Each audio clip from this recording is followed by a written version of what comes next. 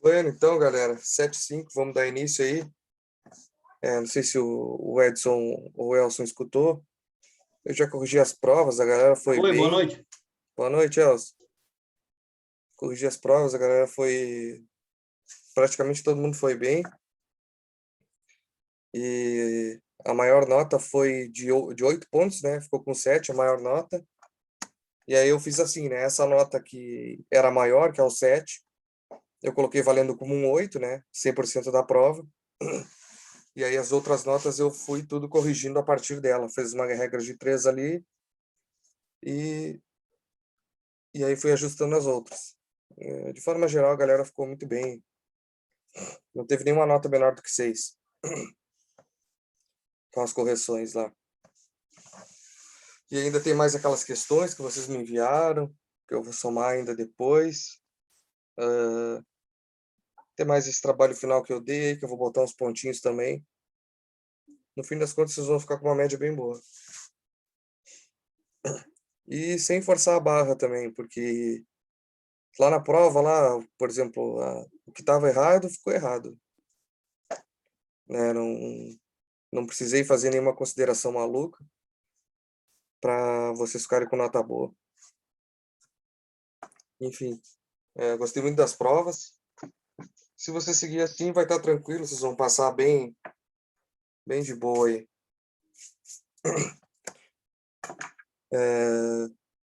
Então, pessoal, a gente tem que dar sequência. Hoje a gente tem, vamos falar mais um pouquinho da matéria e também tem outra atividade. Como a aula acho que vai ser curtinha, vai dar tempo da gente fazer a atividade até o fim da aula. Tanto que eu coloquei a data de entrega dela hoje mesmo. Deixa eu compartilhar aqui. Essa que tela é essa aqui. Vocês estão vendo a minha apresentação, hein, pessoal? Sim. Beleza.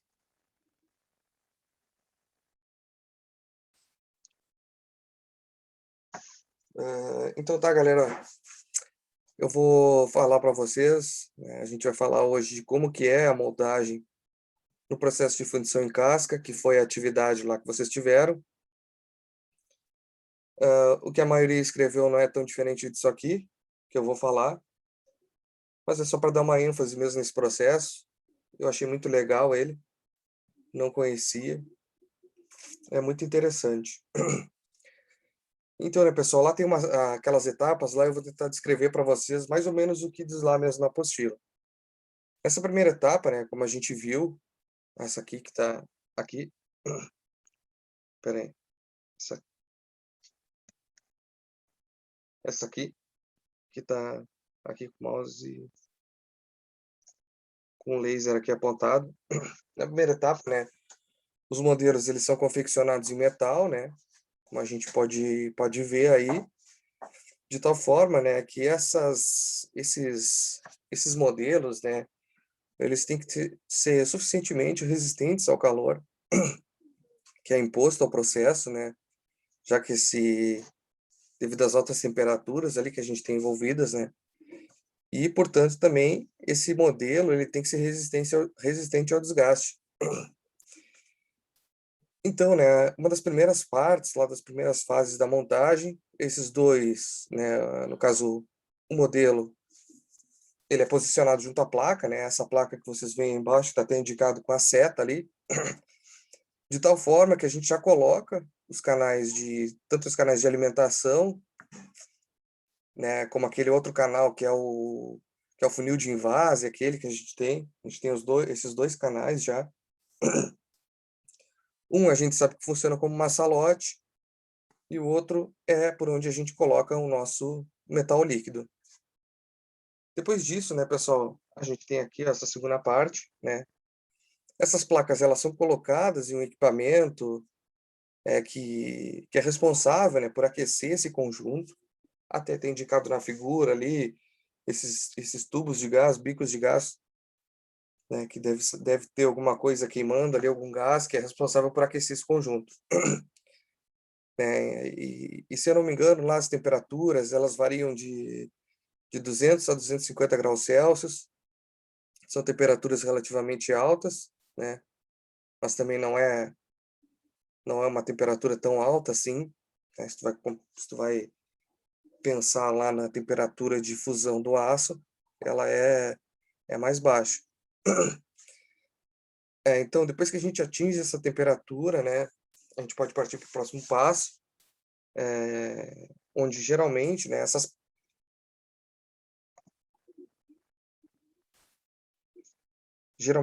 placas, né, elas recebem uma camada de uma tinta, uma espécie de tinta, ela que é a base de silicone, de forma a evitar, né, a aderência entre a casca e a placa. Depois disso, né, a placa é girada contra o reservatório que contém aquela mistura, que é areia, mais aquelas resinas que nós tínhamos falado ontem, de tal forma que o modelo ele seja recoberto por essa resina, como a gente está vendo aqui, ó. Né, a gente vem aqui, fecha essa tampa, né, que tem o modelo, fecha coloca aqui posicionado. Aqui a gente tem esse reservatório, né, que tem a mistura, e depois a gente gira de 180 graus, de tal forma que ele fique assim, de cabeça para baixo, né. Então, devido, né, a essas elevadas temperaturas que são envolvidas no processo que a gente impõe a esse conjunto, o calor acaba fundindo, né, a resina, aquela resina que é aglomerante, que dá a resistência, e essa resina ela funde de tal forma que ela envolve os grãos de areia, né, o grão, aquela mistura, né, que a gente tem, ela fica envolvida por essa resina fundida. Eh, e depois, né, de um determinado período, pessoal, forma a casca, né?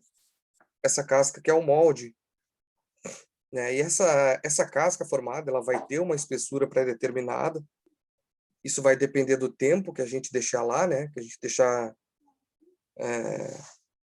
ela secando ou curando,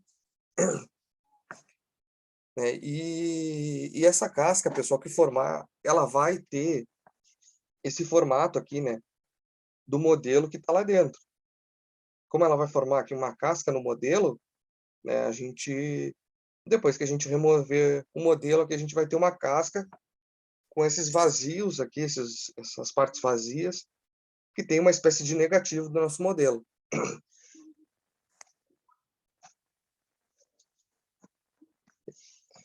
E depois disso, né, pessoal, existe um processo de cura também, ou uma espécie de secagem da casca, daquela casca que a gente confeccionou ali.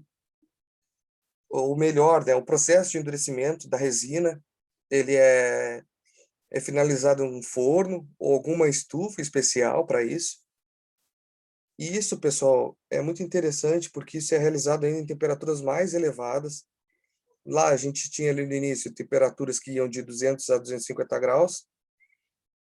Agora nós já temos temperaturas que vão de 350 a 400 graus Celsius, né, para finalizar esse processo de cura daquela casca.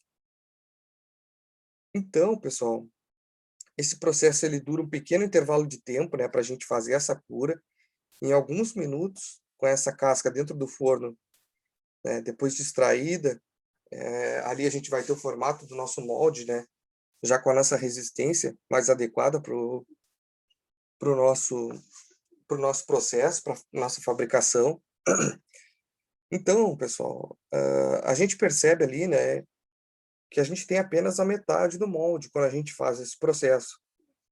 E por isso, né, pessoal, a gente tem que fazer outra etapa, né, refazer o processo para fazer o outro lado, né, de tal forma que depois nós juntamos essas duas partes e isso vai formar lá o nosso molde, porque aqui a gente só tem uma metade, né? Então a gente vai lá e faz outro processo semelhante ou até mesmo ele é semelhante, ele não vai ser igual talvez, porque talvez o outro lado da peça não tenha o mesmo formato. Mas a princípio, né, as peças elas são simétricas, ou mais simétricas possíveis. Então a gente vai fazer isso, né, para o outro lado e depois a gente vai juntar, a gente cola esses dois lados, ou junta de alguma outra forma.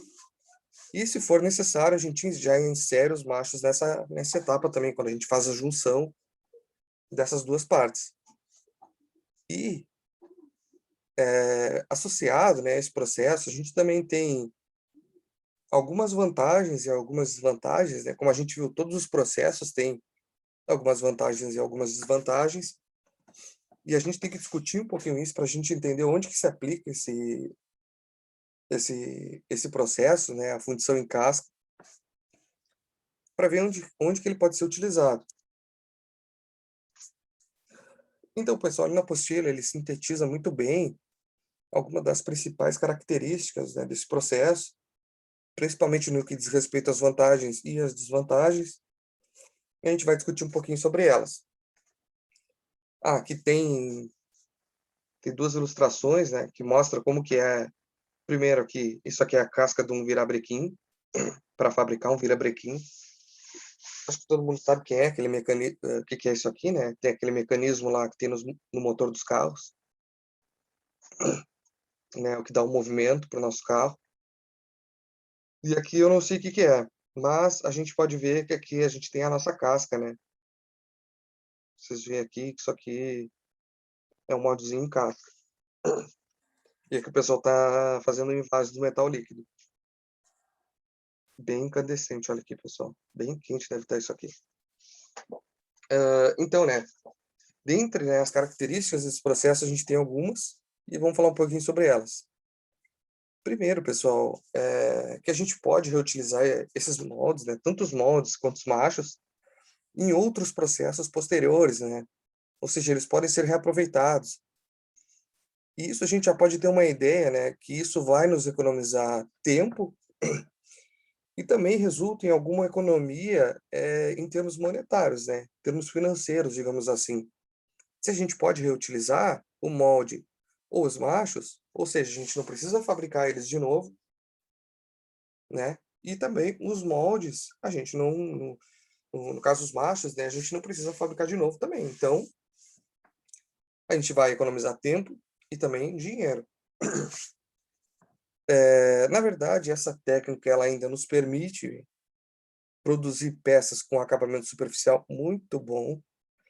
E além disso, nós obtemos uma ótima estabilidade dimensional, né? Tanto do molde como da peça produzida. Outra característica, né, que a gente pode fabricar peças com tolerâncias bem menores, né, que o erro associado ele é bem menor, né, peças que depois não irão exigir para a gente um acabamento muito, como é que eu vou dizer, depois não vai precisar ser dada aquela ênfase tanto assim para o acabamento, porque a peça já fica bem acabada. E isso, né, pessoal, sobre o ponto de vista da indústria metalmecânica é extremamente importante. Como a gente já viu, a gente não pode ter peça mal acabada, principalmente partes móveis. A gente tem que ter as tolerâncias reduzidas, né, e muito bem acabadas. E ainda, pessoal, no processo, né, a casca ela possui uma certa permeabilidade, como a gente viu nos outros processos também, de tal forma, pessoal, que durante a fundição, eh, os, ga- o- os gases eles são liberados facilmente, né, para a atmosfera ou para o ambiente externo.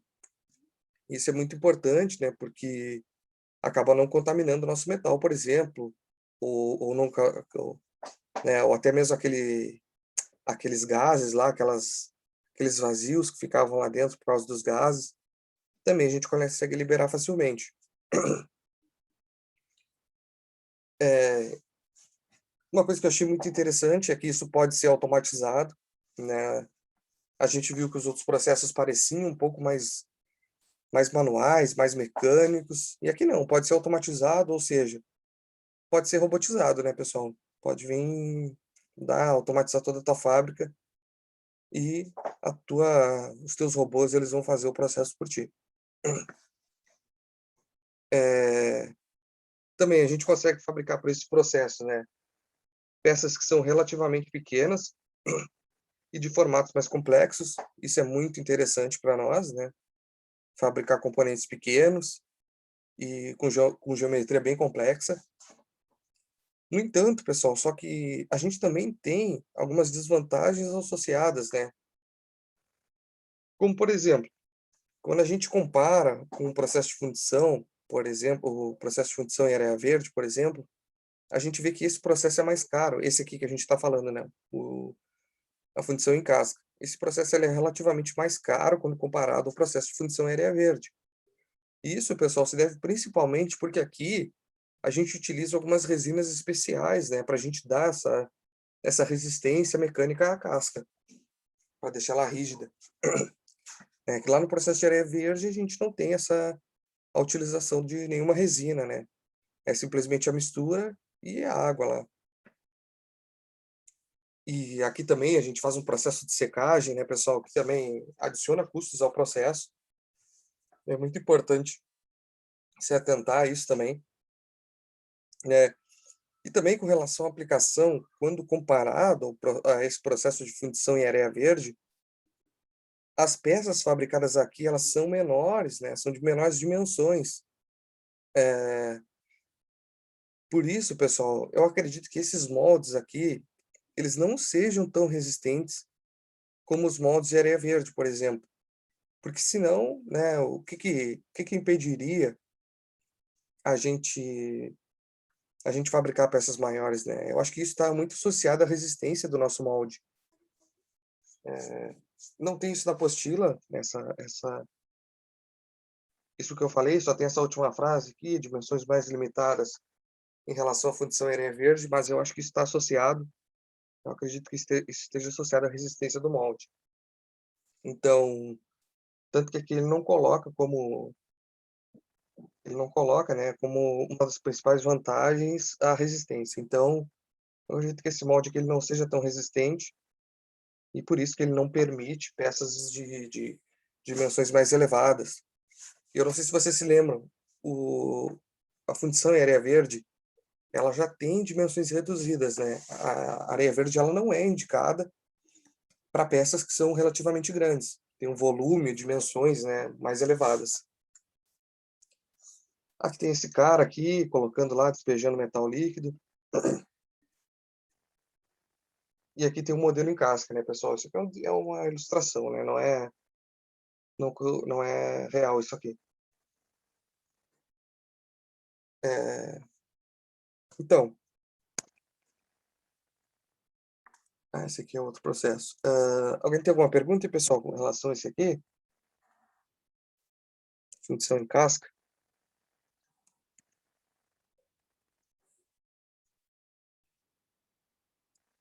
Ver se eu acho algum vídeo disso aí depois. Bom, pessoal, a gente tem, né, também. Deixa eu dar uma olhadinha aqui, pessoal. A gente tem também lá na apostila indicado esse outro processo aqui, né, que é a fundição em cera perdida. Esse processo aqui é muito legal, eu já ouvi falar muito dele, né, e ele também é conhecido aí como fundição de precisão. Então, pessoal, o processo de fundição em cera perdida, né, como a gente falou, que também é conhecido por fundição de precisão, né, utilizando essa técnica, a gente pode fundir, está indicado lá na apostila, né, que a gente pode fundir apenas peças que são relativamente leves, né, pessoal, que não são pesadas. E o peso máximo permitido para essa técnica é de 5 quilogramas. E, aliás, pessoal, isso não está indicado somente na apostila, né, em todas as outras bibliografias que eu consultei, está indicado isso, que essa técnica ela só permite peças de no máximo 5 quilos.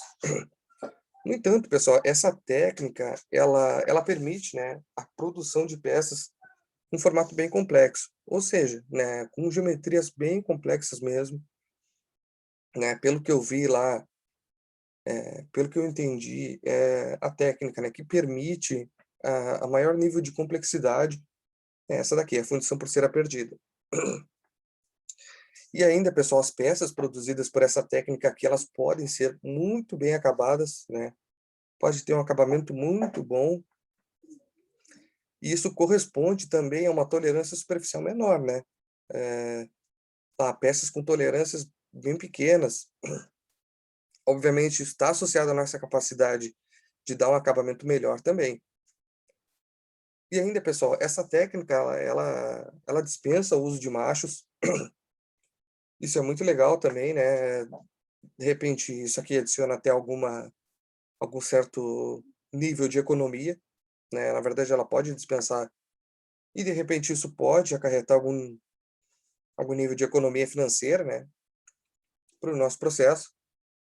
Outra característica ainda que é muito legal, é que essa técnica ela é bem versátil em termos da natureza química do material que a gente está fundindo.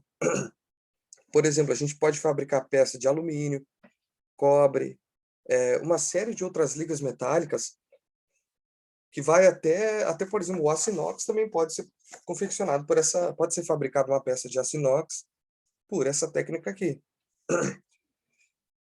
E comparado, né, a um cobre, por exemplo, ao alumínio, as temperaturas envolvidas no aço inox, ele é um material completamente diferente, pessoal. As temperaturas são mais altas, né, o processo deve ser bem diferente, mas como a técnica ela é bem versátil, ela permite até mesmo o o o aço carbono comum, né, a gente pode fundir aqui também. E na literatura ainda, o pessoal destaca muito a importância dessa técnica na fabricação de peças bem pequenas. Peças até mesmo, pessoal, que tu não consegue fabricar com outro processo de fundição, ou outro processo de fabricação, né, por exemplo, com formação, usinagem. Então, essa técnica aqui, a gente já pode ter uma ideia para onde que ela pode ser utilizada, né, para quando que ela é indicada. Mas na verdade, pessoal, eh, como que é essa técnica, né? Como que é a fundição em cera perdida? Eh, Acontece, né, pessoal, que os modelos para confecção dos moldes, eles são confeccionados, ou seja, são fabricados em cera, a partir, né, do vazamento desculpa, pessoal, a partir do vazamento de cera líquida, e uma espécie de matriz, né, que é formado por uma cavidade que contém o formato da peça que a gente quer produzir. Ou seja, essa cavidade, essa matriz, ela já contém as dimensões da nossa peça. Então, a gente vai lá, despeja cera líquida nesse nessa nessa cavidade, digamos assim, nessa matriz, né, que já possui o formato da nossa peça. Eh, então, né, esse modelo de cera, depois ele é mergulhado aqui está até indicado aqui, né, nessa ilustração. A gente tem aqui a injeção dos modelos em cera, né, e depois isso aqui que a gente chama de montagem do cacho. E aí depois esse modelo de cera, ele é mergulhado em uma pasta, pessoal, ou uma espécie de lama, uma lama refratária, né, ou seja, a gente já pode ter uma ideia que é alguma coisa que resiste ao calor, tem alguma certa resistência ao calor, né, a elevadas temperaturas. E essa pasta ou essa lama, ela é elaborada em sílica, né, ou até mesmo tem outro material que é muito legal, que é a zircone, também pode ser utilizado para fabricar essas cascas, conforme está ali, ó, na ilustração, né. E né, e também isso aí é misturado com uma areia bem fininha também, que a gente também mistura com aglomerante, pode ser água, por exemplo. Aí tem essa mistura lá, que é essa lama, forma essa lama, aí a gente vai lá e mistura tudo isso aí, vai lá e mergulha o nosso modelo, né, que é essa cera. Então vai formar essa casca aí, né, em volta à cera. Então, essa lama, né, pessoal, ou essa pasta, ela endurece, né, formando uma casca rígida, né, e isso acontece quando a gente tira ela ali daquele tanque que tá essa lama, a gente tira, esse material entra em contato com o ar e ele acaba endurecendo, formando ali uma carcaça bem rígida, né, ou pelo menos rígida o suficiente para o nosso processo. E após esse processo, né, de endurecimento, onde essa casca ela se torna mais resistente, o molde é aquecido, conforme tem na outra fase da ilustração, e o modelo, como é feito de cera, pessoal, ele derrete, né, altas temperaturas, talvez não precise nem ser a temperaturas tão altas assim, porque a cera ela derrete, e aí ela é removida, né, dessa carcaça, digamos assim, dessa casca aqui, né. E aí a gente tem a cera, ela sai fora, né, ela vaza desse dessa dessa casca aqui que endurece.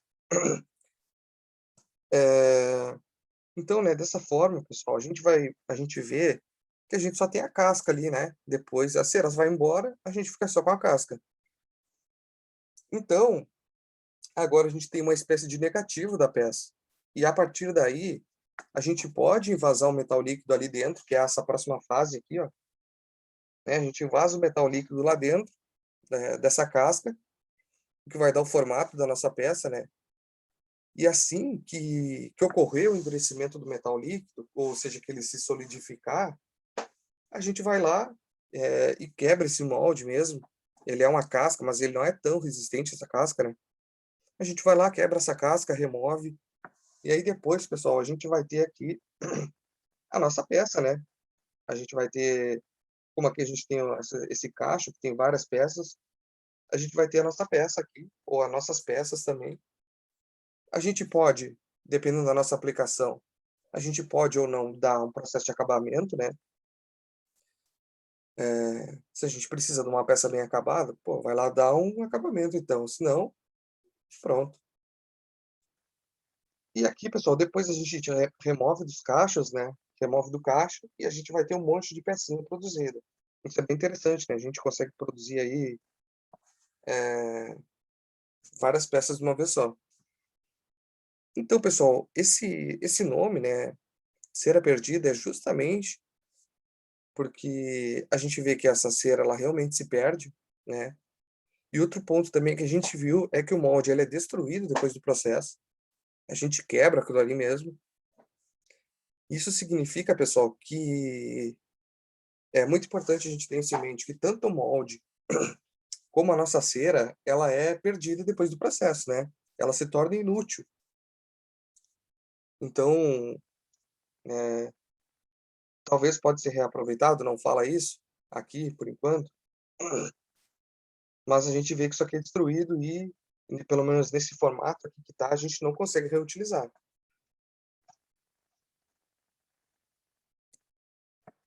E também, pessoal, atrelado a esse atrelado ao processo de cera perdida, né, a gente tem também algumas vantagens e algumas desvantagens, que são apontadas lá na apostila. A apostila sintetiza isso muito bem, todos a bibliografia que eu comparei estava igualzinho, né, estava dizendo a mesma coisa, muito bom isso, né. E a gente pode ver que dentre as vantagens ali, né, eh, a primeira delas é que a gente pode produzir peças fundidas em massa, e o melhor de tudo, né, pessoal, que essas peças elas podem ter um nível elevado de complexidade. Produção em massa, pessoal, é nada mais é do que produzir em volume, produzir muita coisa, por exemplo, de uma vez só, ou em curto espaço de tempo, né. Digamos que isso é uma que isso é muito bom para ter uma aplicação industrial da técnica, produzir em larga escala.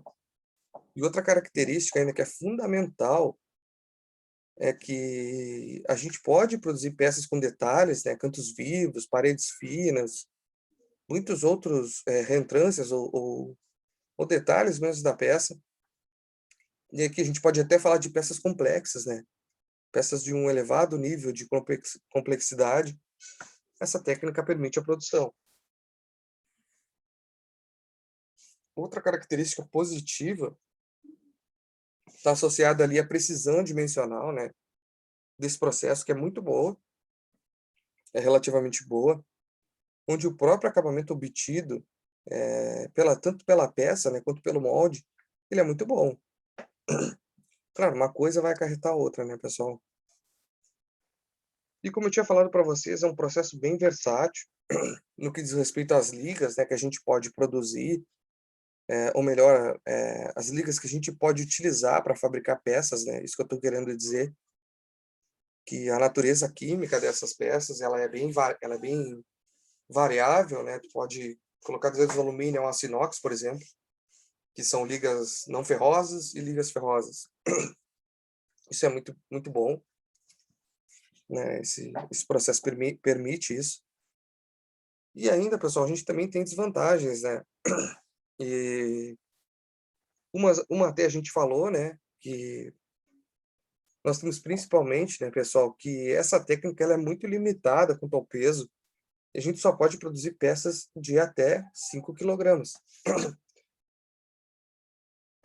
Diz lá na apostila, né, que isso está associado ao custo, que se torna muito caro, mas eu também acredito que isso também está associado à resistência desse molde. Eu acho que esse molde ele não é tão resistente quanto os outros também. Além de ser um processo caro, eu acredito que o molde também não seja muito resistente. E, obviamente, né, pessoal, isso caracteriza diretamente a nossa segunda desvantagem, onde o custo, né, sobre a peça, né, ele aumenta devido ao tamanho. Ou seja, está diretamente associado ao volume geométrico da peça.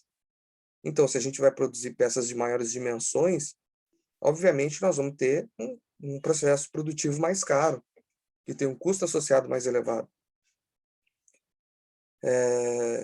Bom, pessoal, para finalizar aqui, o que a gente tem que saber é que cada processo possui uma aplicação que é bem específica, pessoal. Ao longo dessa parte do que a gente viu até aqui, a gente viu que existem diferentes técnicas, né, que são utilizadas para diferentes finalidades. Umas são indicadas para peças pequenas, outras já são indicadas para peças maiores.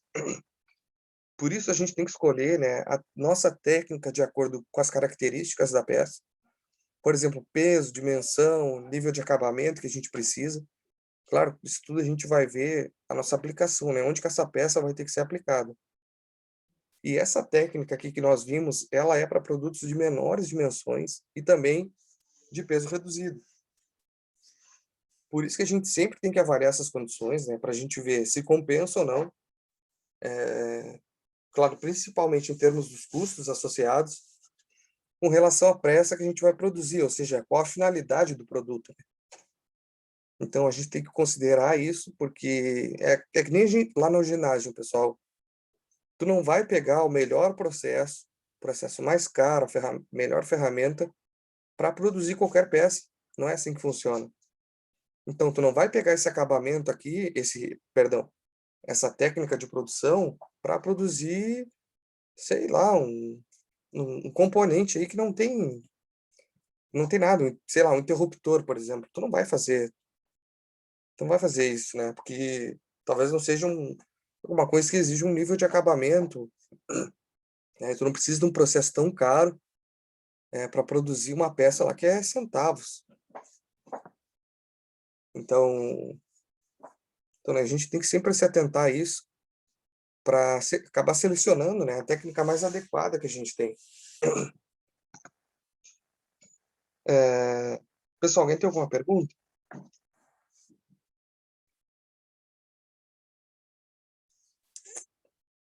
Em relação a essa técnica aqui de produção, de função?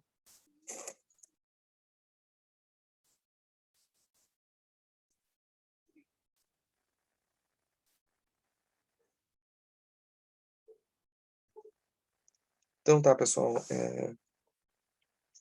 Vocês têm uma atividade hoje para fazer? Essa aqui, ó. Recomendo que vocês utilizem agora o tempo da aula para fazer. Já faz aí, se tiver dúvida, me chama, que eu explico para vocês. E vale um ponto, observem bem ali, vocês têm que entregar até hoje mesmo.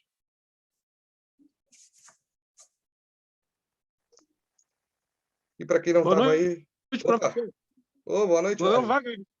Wagner. É que eu cheguei não faz muito aí, professor, na aula. Tranquilo, Wagner? Tudo bem? Nossa, tudo bem, aí eu não consegui ver aí, depois eu vou ver a aula, o início. Tranquilo, tranquilo, mas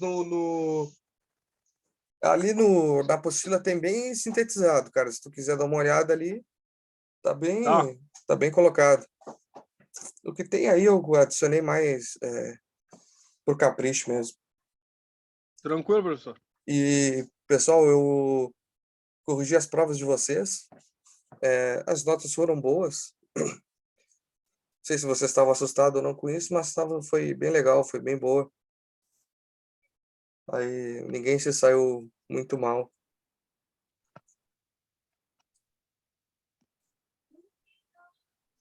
O que quiser saber, anota aí, dá um grito ou me chama ali no privado. Eu falo aqui para vocês. Falou, professor. Falou, mas eu não fiz a chamada ainda, Wagner. Vou dar o tempo da aula Não, aí para não, vocês. eu tô assistindo a aula ainda, professor. Ah, Não, tá. não saí. Ah, não, achei Cheguei que tu ia agora, só sair. avisar que Ô, professor, Não, não, não. Opa, fala, Rodrigo. Rodrigo, eu não te entreguei ainda o outro, eu vou te entregar os dois agora, então. Qual? O de ontem. Não, mas eu já recebi sim, tu mandou? Tá, não, o professor falou que estava incompleto, lembra? Eu fiz de novo. Ah, sim, foi Eu vou te mandar, eu vou te mandar depois. Ah, manda aí, manda aí. Tá, tranquilo.